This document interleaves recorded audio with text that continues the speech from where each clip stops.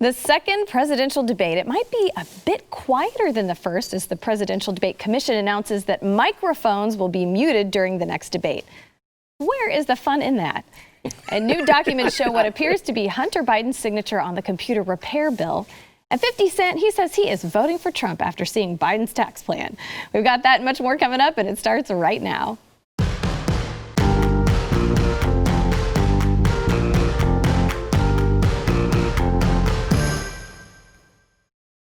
Welcome to the news and why it matters. I'm Hillary Kennedy, filling in for Sarah Gonzalez, and that's Hillary with one L. Very important to note. And I'm here today with Glenn. Not like the flying monkey, Hillary. That's exactly right. I have to point that out. Okay. And then I'm here with Glenn with two N's. Glenn, yes. Mr. Glenn Beck, the host of the Glenn Beck Thank program. You very much. And Rob Eno, our BlazeTV media critic. Happy to be here with a Hillary that does not force people to commit suicide. Well, good. I'm glad that I've been pay good for company. health care. Yeah. Right. Well, so like I mentioned at the top of the show, the next presidential debate, it's going to have some changes, and some people are happy about it, and the Trump camp, not so much. The Commission on Presidential Debates, they announced that it is changing the rules and cutting the microphone of each candidate when their opponent has the floor. The Trump campaign, of course, they responded immediately, and they, of course, think that it isn't fair. They are saying that to enforce the agreed-upon rule, the only candidate whose microphone will be open during the 2-minute period is the candidate who has the floor, and then for the balance of each segment, which is by design intended to be dedicated to open discussion, both candidates' microphones will be open. So the Trump camp said President Trump is committed to debating Joe Biden regardless of last-minute rule changes from the biased commission in their latest attempt to provide advantage to their favored candidate. How do you think that's going to change things? So I think it actually works to Donald Trump's advantage. He looked bad when he was constantly interrupting. And I think, and I've talked to people, in and around the White House that said he was angry. And he had every right to be angry. I mean, everything that was asked of him was like, how come you, and what's your favorite milkshake, Joe? And lies were being spouted. And so I think it works to his advantage. The president has to make a great appearance on Thursday. This is really his last moment to really move the polls. And if he looks angry or anything, I mean, he should really answer the questions in a sentence. You know, hey, what are you doing in it? Well, we're making peace in the Middle East. But I want to ask Joe Biden this, and then go and start asking him questions and turn the tables, because they're never going to ask Joe Biden hard questions. If he does it with a smile on his face and like Ronald Reagan, this happy warrior, because that's really who he is when he's around people who like him, he's happy. If he can do that, he can make a big impact. Yeah, if he acts like he did in the town hall last week with Savannah Guthrie, who was debating him, I mean, worse than I think Chris Wallace was. If he does that, I think that he'll be fine. And I'm just wondering, that this, by the time the debate happens on Thursday, we're at what, like 30 million or 40 million people have already voted? Mm-hmm. Something like a quarter of the electorate has already voted by today. Mm-hmm. If the turnout numbers are the same as 2016, even if he has that good performance, will it change anybody's mind? I mean, are the people that are already voting, like me, I went and early voted the first day I could because I wanted to get out of the way because, we work here, we'll be here election night, we'll be doing all that stuff, so I want to get out of the way. But I was pretty committed. I mean, nothing was really going to change my vote. And it's weird. Are those the people that have already voted? I think so. You think there's still some undecided people left? Yeah, I do. I mean, it's small, but I think there are undecideds that are left. There are those that are, in the suburbs, especially females, that really, I think, have a hard time pulling a lever for Donald Trump because he's so loud and seemingly angry. And if you just listen casually to the news, he's out of control. But she probably feels a little uncomfortable with my 8-year-old could say he can have a sex change and I can't say no to that. There's got to be some real conflicts in some people that is causing them, I think, either to stay home or to vote late and just hope that the skies open up for them. Well, I think something that Trump's camp is upset about, too, his campaign manager, Bill Stepien, he sent a scathing letter to the Commission on Presidential Debates for not including foreign policy as a debate topic. Gee, I wonder why. Well, exactly, right. Perfect timing when Joe Biden is needs to answer these questions about his son Hunter and his involvement. But traditionally, this third debate is where they talk about foreign policy.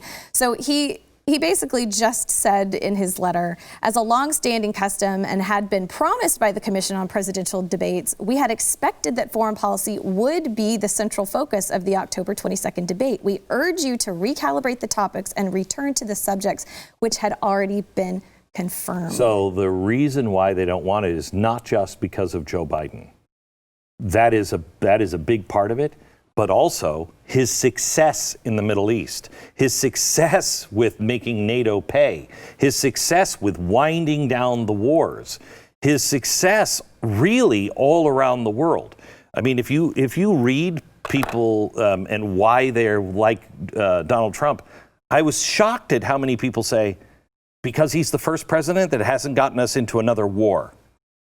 And it's true. If you look back the last 4 presidents, it's kind of true.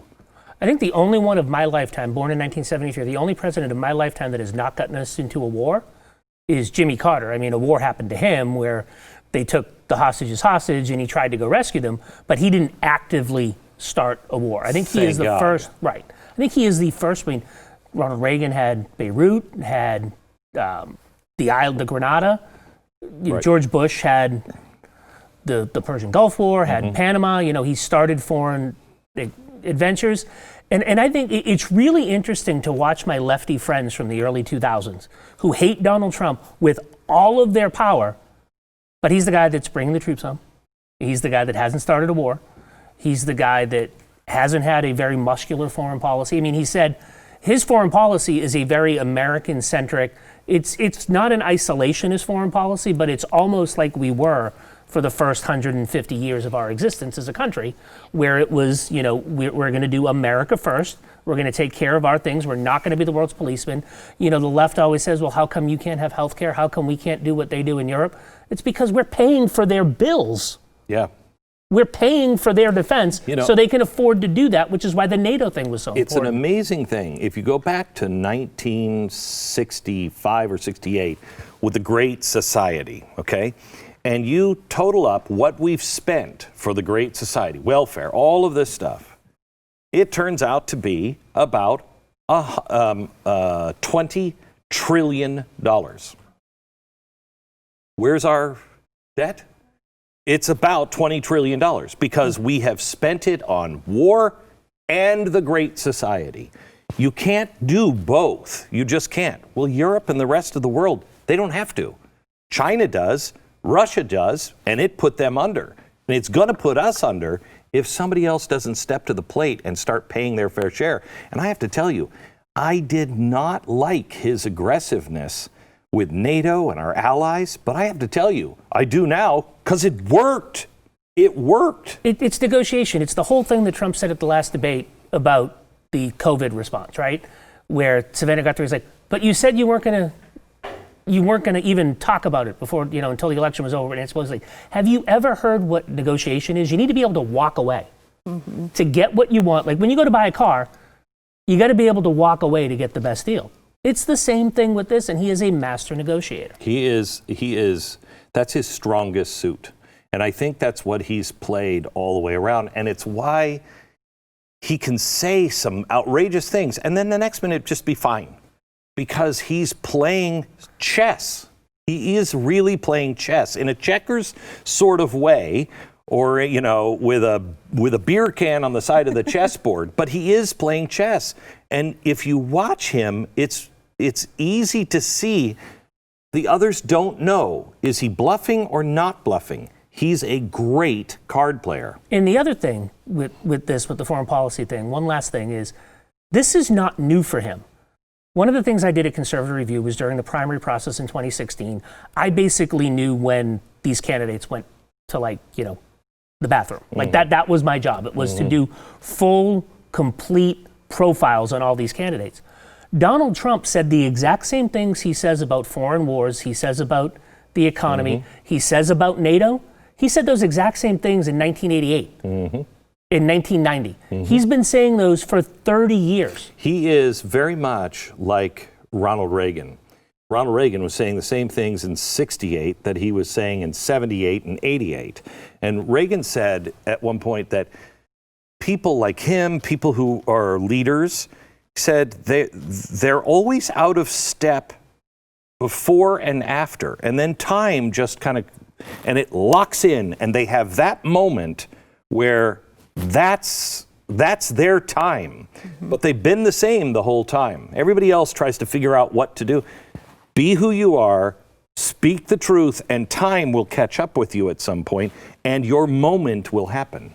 It'll be interesting to see if when he does ask Biden about the Hunter Biden scandal, if they mute his mic or what happens. Well, they absolutely will. That's when they're going to mute his mic. Not if it's a discussion. In the discussion part, probably not. Yeah, right? I mean, if he's, I think it's fine. Mute him, mute Joe. Just make sure it's equal. Both. Right. It's equal. Yeah, absolutely. But, I mean, in that 2 minutes, that's fine. Everybody wants to hear the 2-minute answer. Now let's hear the debate. Right. Well, so there's a lot of upheaval about ballots and about ballots being accepted late, people voting by mail, all of that. Well, yesterday, Chief Justice John Roberts, he joined 3 liberal justices on the Supreme Court to deny. Stop. Please, can we rephrase this? We have to stop saying he joined the liberals. It's news when he joins the conservatives. Right. He is turning out to be one of the worst justices of my lifetime. Not because he's liberal. Lots of them have turned liberal.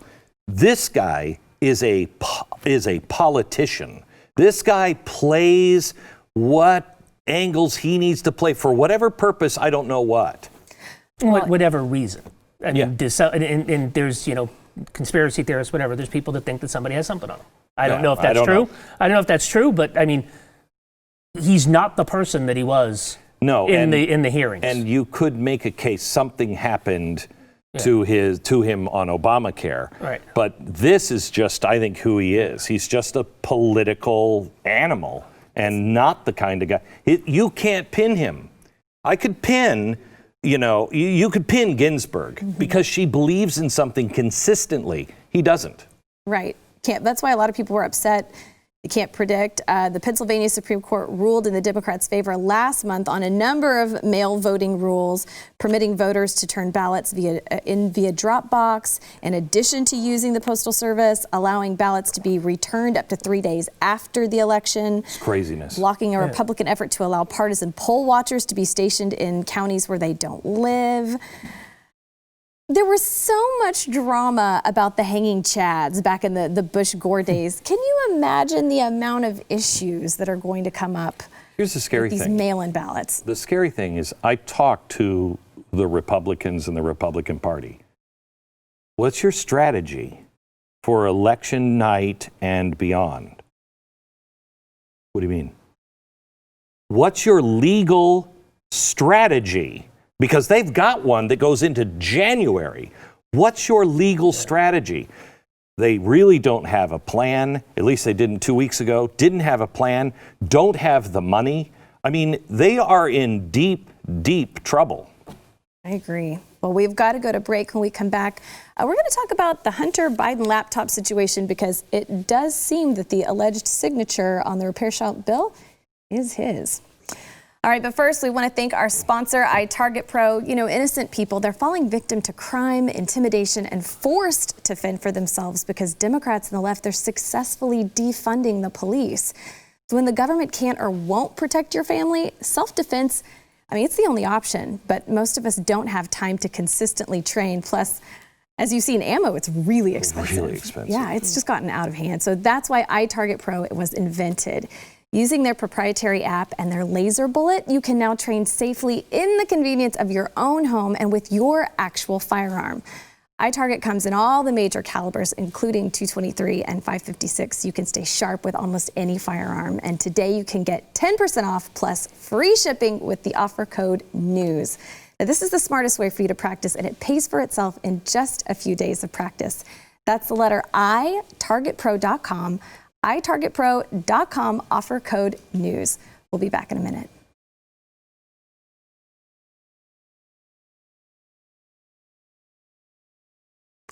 documents obtained by Fox News. They appear to show that Hunter Biden put his signature on a bill of service from the Delaware computer repair shop where he allegedly dropped off 3 MacBook laptops last year and then never returned to retrieve them. Now, additional documents obtained by Fox News also appear to show communication between the FBI and the computer repair shop owner, John Paul Mac Isaac. They noted that they have not verified that the signature is Biden's, but the report also includes a proof of service document with attached serial numbers for the laptop and the hard drive. They show the report includes an FBI receipt of property document with Mac Isaac's name on it and a subpoena for Mac Isaac to testify before a grand jury. So these documents, if they are genuine, it does kind of throw some cold water on that theory that this is a Russian disinformation campaign. Yeah, well, first of all, the DNI, the Director of National Intelligence, the guy who is the funnel point of all of our intelligence said, that's not true. No one has brought that up. None of that is true, and we've never told anyone in Congress that. So stop with the Russian thing.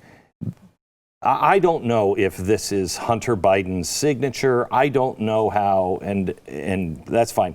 I just want to know, are the documents real?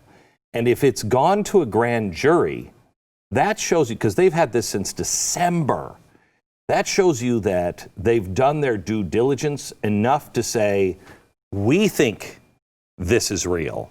Where it came from, I don't know, but we think these documents are real. Well, so that, to me, that's the biggest question. Why would you drop off a laptop, sign for it, He's out of and control. then just not pick it up, especially if it's got that sort of 'Cause sensitive information on it? He probably doesn't remember what it's on. He probably doesn't remember that he sent it. He's out of. I mean, I don't want to pick on drug addicts. The man is a drug addict. He has blown through.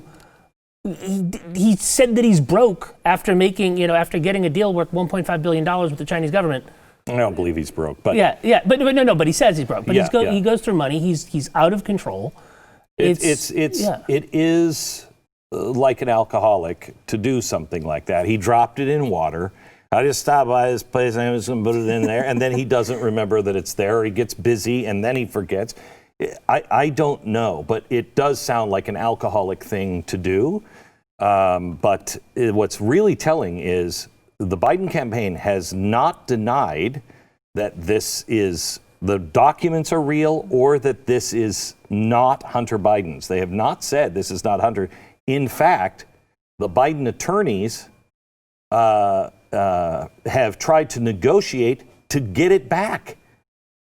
And when they sent somebody on Fox News to talk about it, it was a complete train wreck for the Biden campaign. You guys might have talked about it yesterday, but the lady that they had on, when asked, are they real? Well, it's not really are they real. It's about the use of them to change the subject, to not focus what's real for the American people. She kept going, and my favorite part of that whole thing was, well, you had somebody on here that compared the communist Chinese to the Nazis, and the reporter goes, well, the Chinese communists have they have concentration camps.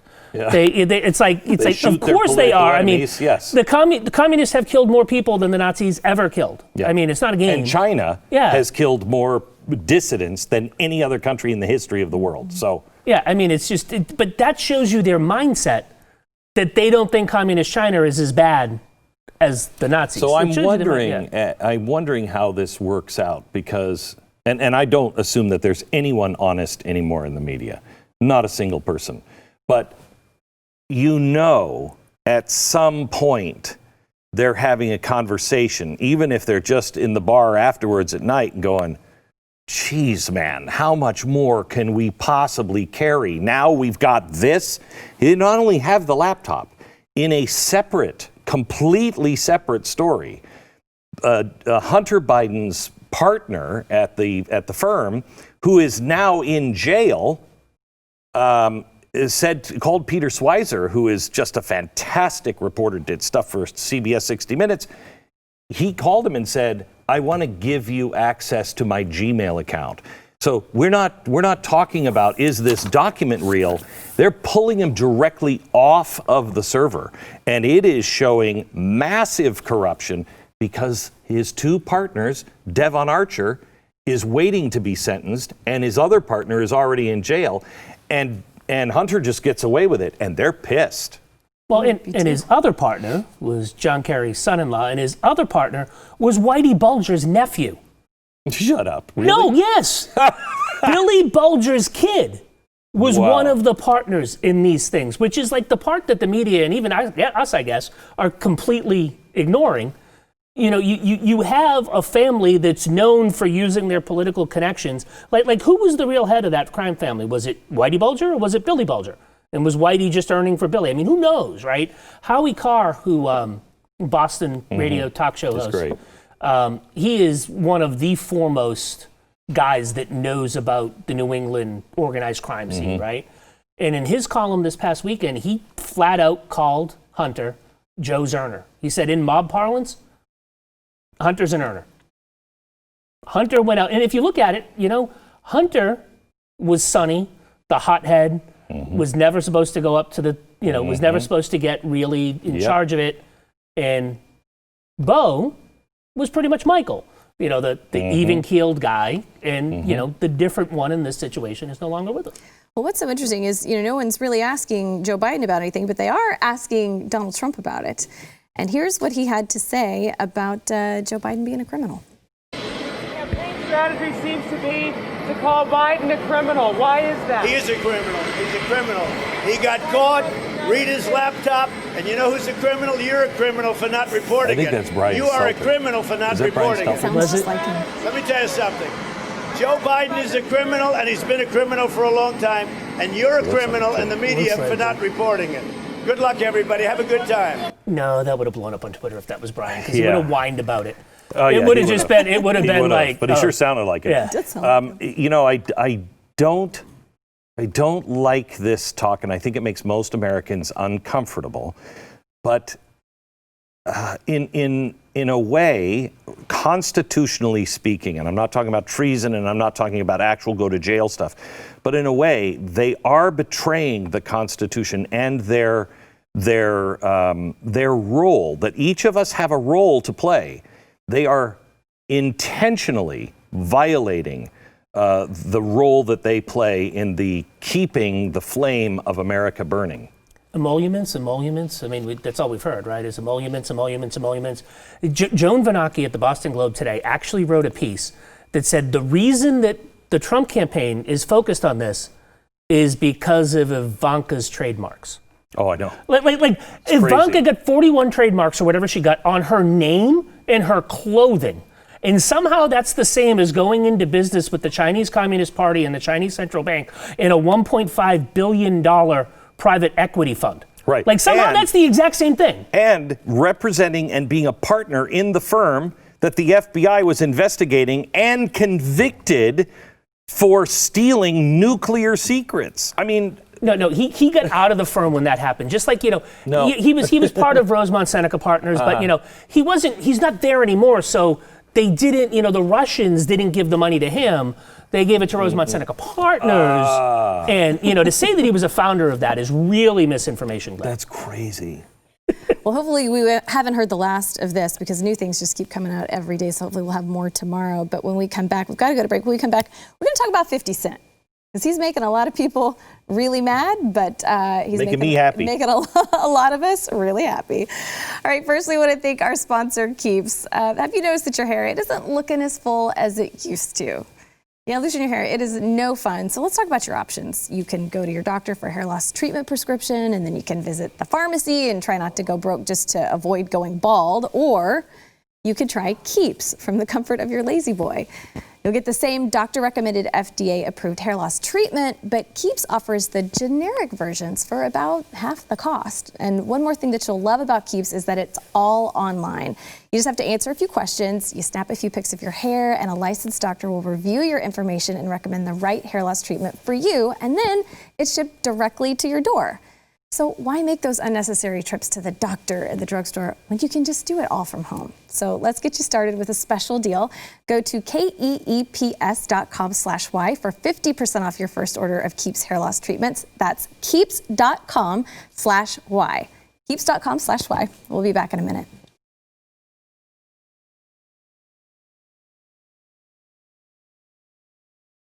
Rapper 50 Cent, he shocked and surprised a lot of people when he just endorsed President Trump.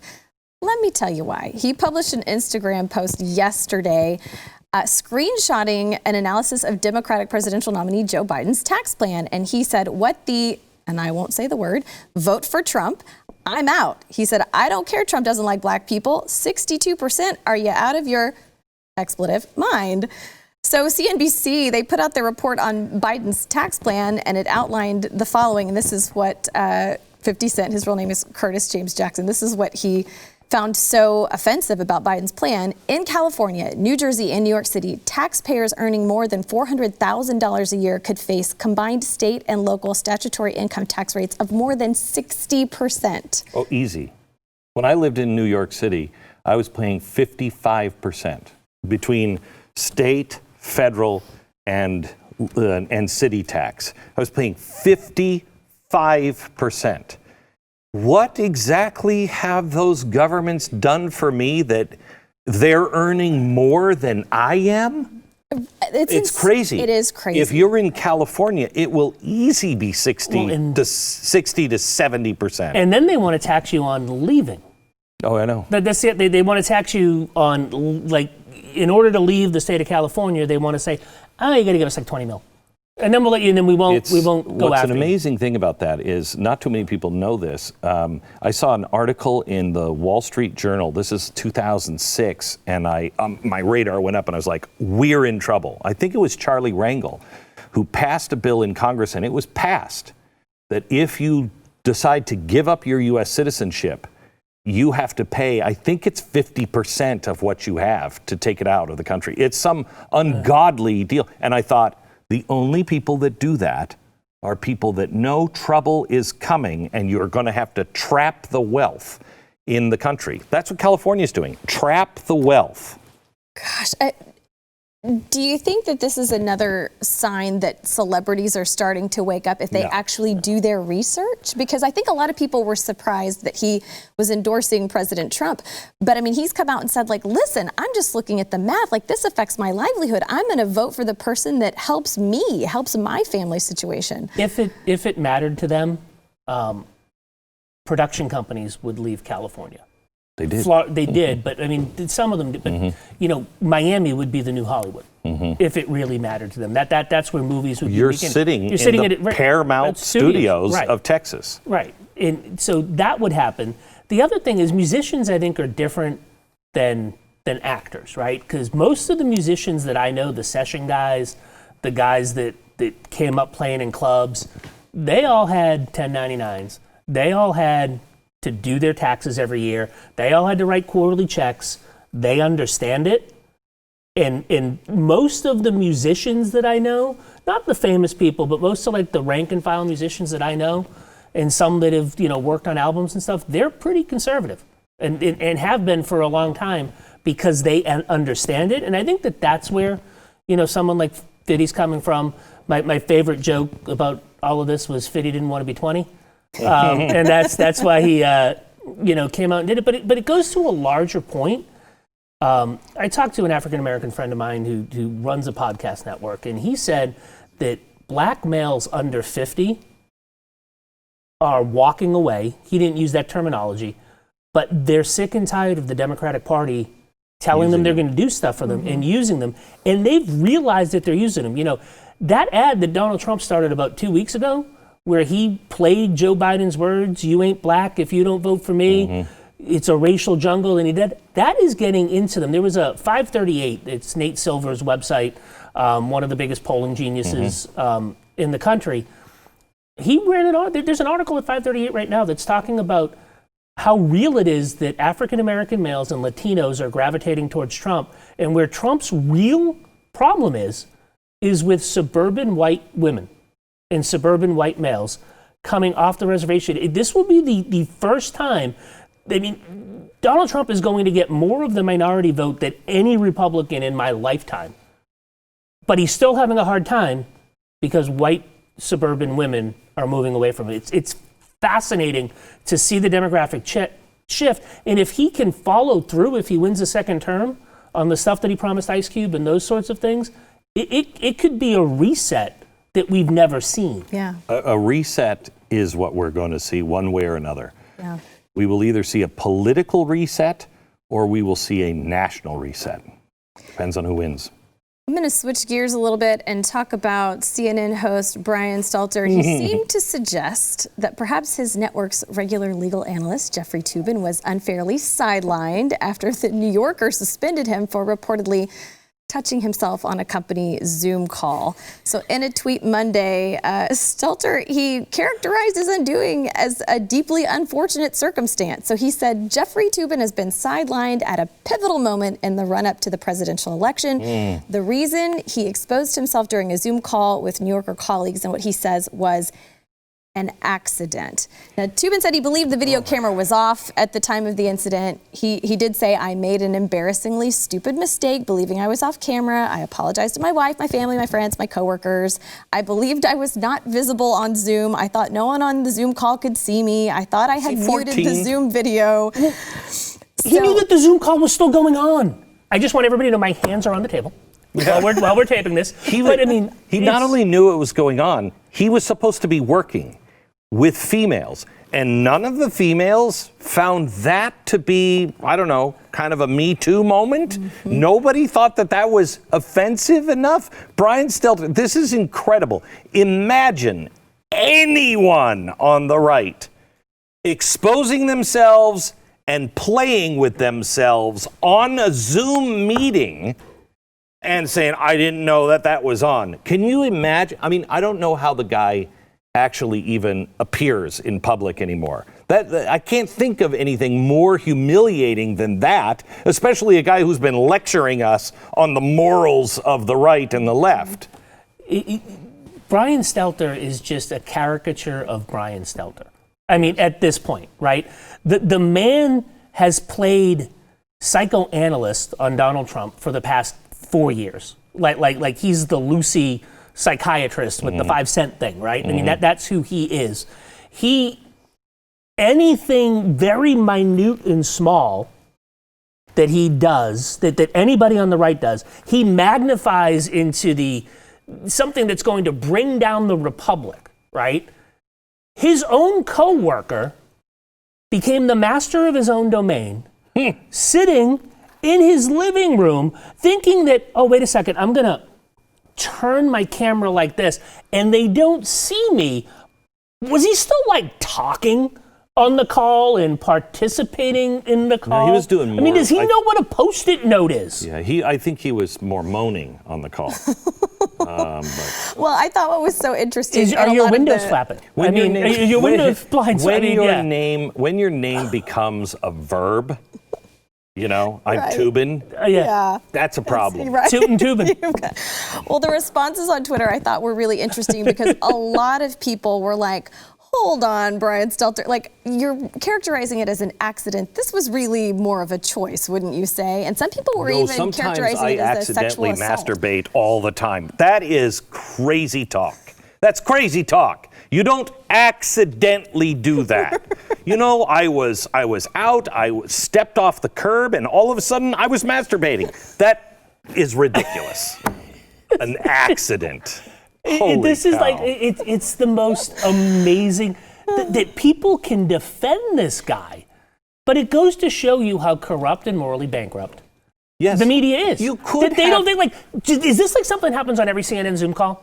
Like, are there people like doing that on every CNN Zoom call, and that's why Brian Stelter doesn't think it's a big deal? Because, well, you know, I know like 7 guys that do it every time we're there. I mean, it's hard not to when you're surrounded by, the female talent at CNN to not do that on your Zoom call. This was for the Atlantic, and they were wargaming in smaller groups on what's going to happen on the election.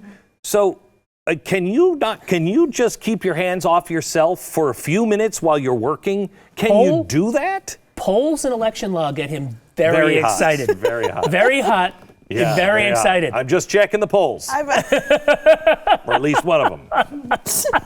I'm gonna file this under conversations I never expected to have with my boss and Robino. Okay, we're gonna go to break. We'll be right back.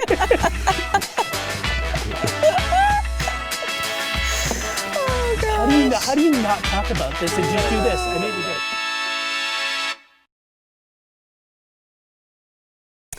So this is an interesting story. The Department of Justice filed an antitrust lawsuit against Google after conducting a lengthy investigation into the tech giant.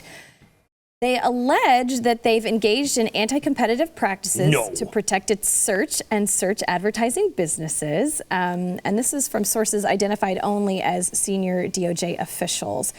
They're saying Google has frozen out competitors through contracts between the tech giant and browsers, with carriers, with mobile phone manufacturers that give Google prime standing as the default search engine across a variety of platforms to bar any of their competitors from competing against them. Now, Google searches, they make up about 80% of the queries in the United States, but Google argues, or they have in the past anyway, that billions of people are choosing to use its product every day, and that's evidence of their competitive edge. It's not a monopoly. Yeah, right.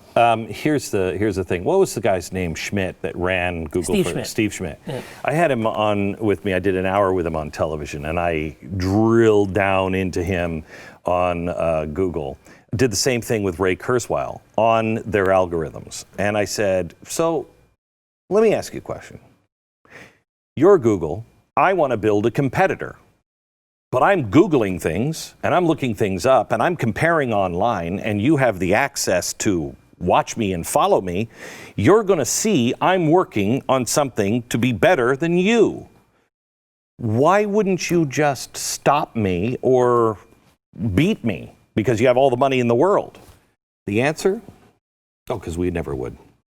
We would never do that. Oh, okay. All right. Well, okay. Well, if I have your word, right, the honor system, then I'm okay. They have been the Wild West for a very long time. They can crush anyone. They are more influential and more powerful. The only thing, I've always heard this about founding fathers. Well, they couldn't have imagined a bazooka. No, but they had a cannon, you know. The only thing that I think the founders didn't foresee is a company that could be bigger and more powerful and more dangerous than a king. So do you think that the government should be the one to step in and break Google up? I hate regulation. I hate antitrust laws. I mean, it's something that I always have. But there gets to be a point when you're controlling the information that people get, and that maybe they need to be broken up. I mean, there's competitors. I've tried DuckDuckGo. I've tried other things. Bing's not bad. Bing's not bad. When Google came out, I mean, you had Alta Vista, which was a digital product, and you had a couple of other ones, and they weren't really good. I mean, they weren't. Google was really good, but Google, for the things that we do, becomes hard now, right? Like if you try to look up things. Somebody told me about another Hunter child support case. I tried to look that up on Google. I'm like, Hunter, New York City, child support, minus stripper, minus, minus Ukraine, minus all of the things. It was still only showing me stories of the recent stuff. They're hugely based on recency. To go back and look for stuff is virtually impossible on their system. Google, what people don't understand is Ray Kurzweil started his university, Singularity University, with Google because Google was the only one that had the information. Google was collecting information, and not to make money by selling the information, but to grab the information to be able to have artificial intelligence. So that's their real goal, is to think like you, predict you, be able to predict everything and create artificial intelligence that is more powerful than all of the brains connected alive today. It's a very dangerous thing. And if you can't trust them with the news, you certainly cannot trust them with AI. Right, with your information. Well, I want to finish on a good news story. Charges against a Michigan barber. He gained national attention because he was defying Governor Gretchen Whitmer's coronavirus lockdown orders. He had a barber shop. He's 77 years old. And Mr. Mankey said, there's no way I'm closing. He said, I'm going to keep my shop open till Jesus comes. And he said the state could not take away his livelihood. So they did drop the charges against him. He said, it's definitely a weight off my shoulders. I just want to earn a living. I'm not a health threat to anyone. That's like a 6-month process for him. That guy has, we have lost 6 months of our lives and much of our fortune and business and everything we worked for. He also lost much of his peace. I mean, I just think there is a lawsuit of biblical proportions that could be lodged against this government. They do not have the right to take without remuneration. Mm-hmm. Where is the remuneration? Where is it?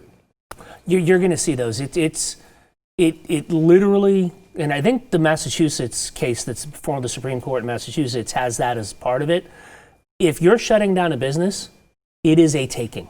It is. It is a taking under the law, and people need to be paid for. And I think the reason that he got off is because of that Supreme Court case in Michigan that said all of the rules were illegal. Mm-hmm. I mean, that's all his, he could say that. He's like, I'm citing this from the newspaper.